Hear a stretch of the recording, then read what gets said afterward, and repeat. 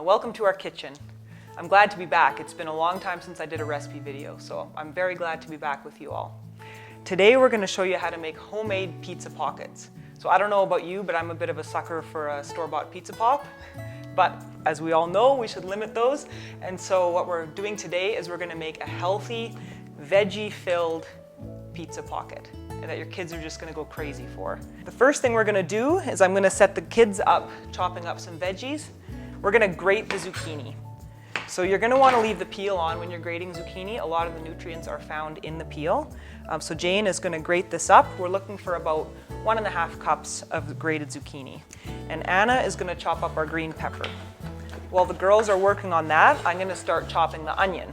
So these Walla Walla sweet onions are quite large. I'm looking for about 1/2 cup of onion. So I am going to chop it in just a little bit smaller than half. So let's set that to the side and we're going to chop this up.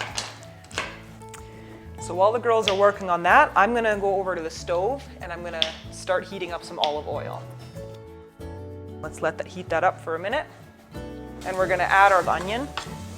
Give that a little stir. And then we're going to let that start to saute while we chop up our jalapeno and our garlic. That looks about right. Let's just push that to the edge of our cutting board, and then we're going to chop up our jalapeno. So we're going to start by slicing it here.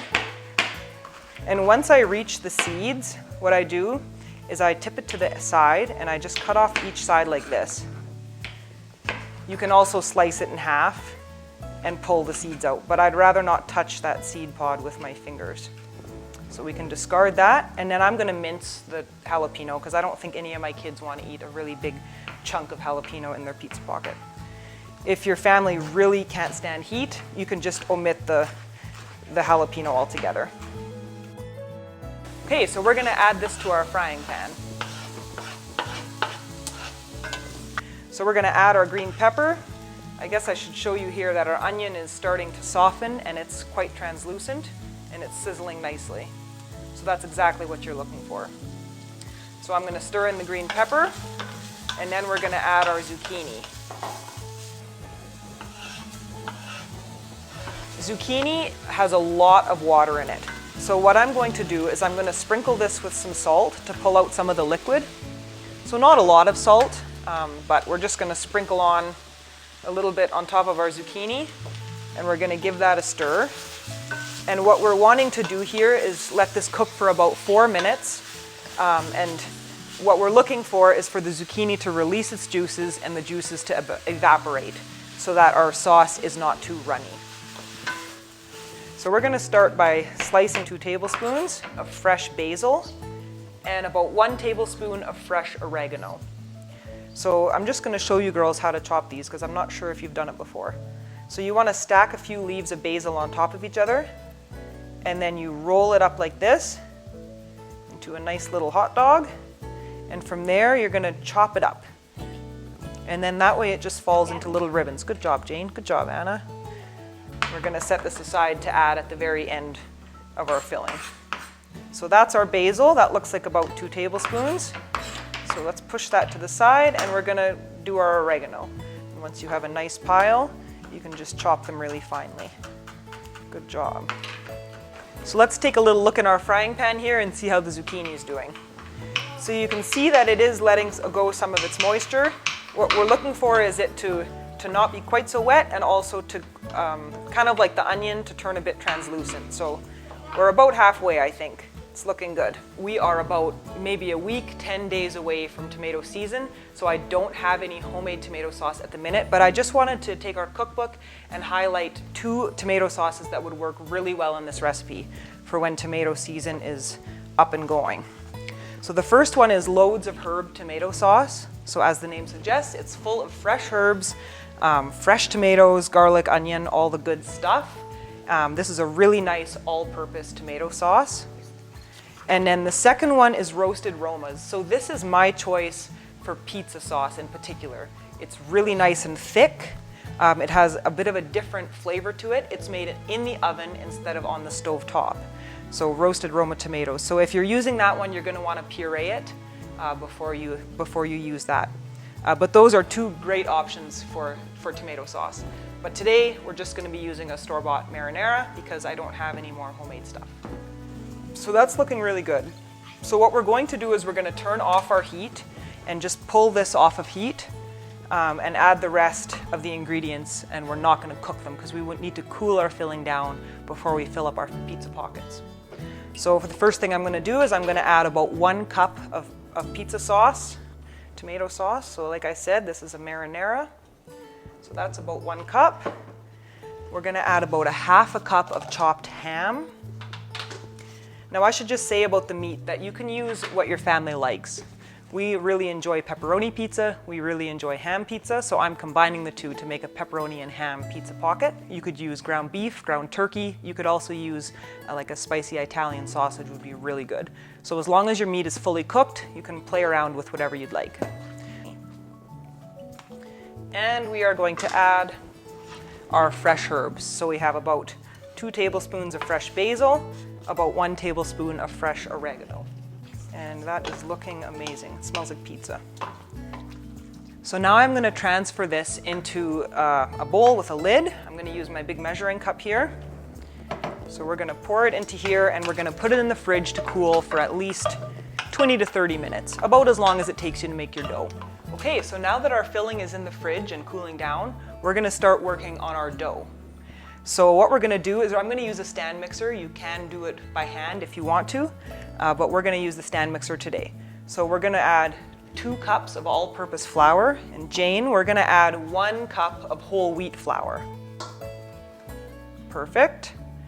And then we're going to add 1/3 of a cup of freshly ground flaxseed. I always grind it fresh because it loses quite a bit of its nutrients quite quickly. So that's just a little tip, but you can buy it ground as well. And then we're going to add 1 tablespoon plus 2 teaspoons of instant yeast. Okay, and we're going to also add about 3/4 teaspoon of salt. You can adjust that how you want. So that's all our dry ingredients, and we're just going to give that a little stir. Okay, now we're going to combine our wet ingredients. Okay, so we're going to have 1 1/3 cup of warm water. From the tap will do, but make it as hot as the tap can go.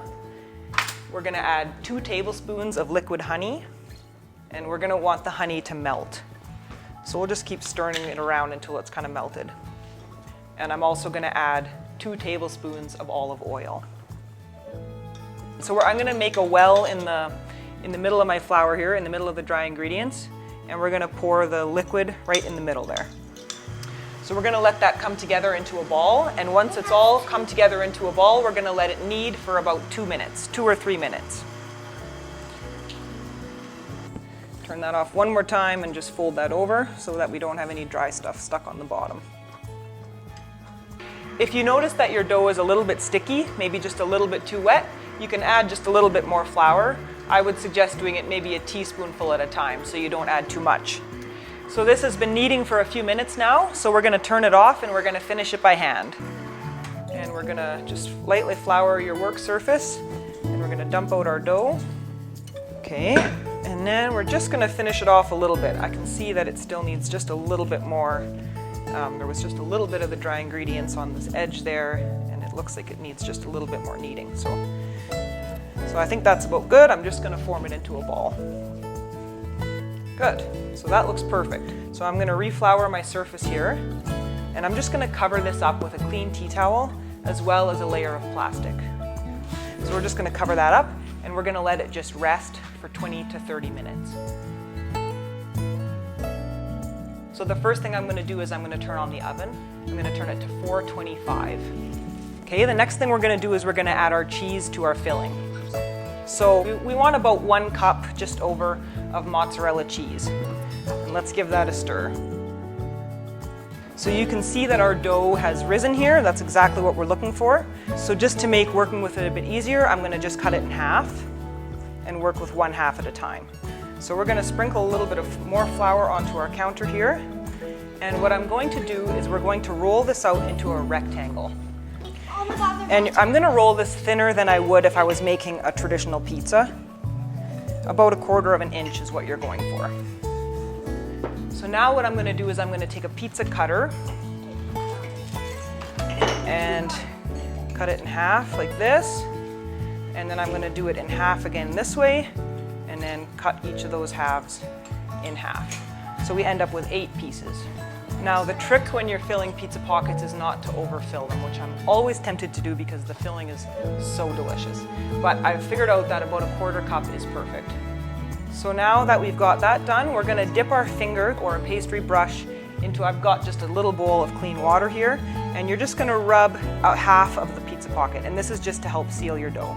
So you're just going to go like this, and this is just to help seal your dough. So now that we've got that a little bit moist, we're going to fold this over, and you can seal it with a fork or with your fingers. Okay, so we're going to keep on doing that with the remainder of our pizza pockets here. So because I'm using pizza stones, they're already in the oven. So I'm going to line this nicely slanted cutting board with parchment paper. If you were just using a normal baking sheet, just line it right off the bat and you'll be good. So I'm going to put all of my pizza pockets on this cutting board, and we're going to give them a quick egg wash. So to make an egg wash, you just crack 1 egg into a small bowl and just a splash of water, like 1 teaspoon of water. And then we're going to use a pastry brush to swipe over the top of each pizza pocket. This is just going to nicely brown the top of the pizza pockets. And after the egg wash is on top, I'm just going to use a sharp tipped knife to just poke a few holes in the top to let steam escape. And so once that's ready, we're going to slide it into the oven. And we're going to let them bake for about 12 to 15 minutes. So 12 minutes has gone by here, and we're going to check to see how the pizza pockets are looking. I think those are looking great. You can see that the filling is bubbling out of that middle one there, which is not ideal, but that gives us assurance that our filling is nice and hot all the way through.